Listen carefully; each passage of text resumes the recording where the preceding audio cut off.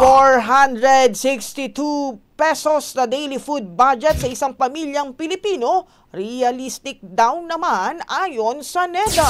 Brigada Ann Cortez, si Brigada mo! Brigada Live Report! Naniniwala si NEDA Secretary Arsenio Balisacan na realistic naman ang pagkakaroon ng 462 pesos na daily food budget sa isang pamilyang Pilipino na may 5 miyembro. Bagamat pag-amin ni Balisacan, base pa ang halagang ito sa 2023 food threshold at hindi pa nga raw nila ito na isasaayos. Kinwestiyon naman agad ni Senator Rodante Marcoleta ang nasabing kalihim kung paano makakakain ng masustansya ang isang pamilya kung ganito nga lang kalitang halaga na laan sa isang araw.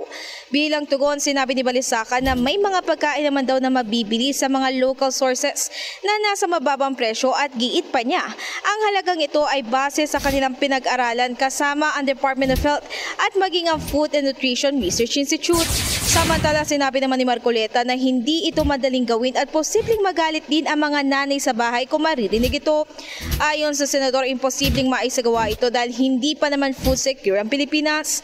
Kaugnay nito, nanawagan si Senadora Risa Ontiveros sa NEDA na magtakda ng mas maayos na baseline sa poverty threshold na magpapakita ng decent standard of living.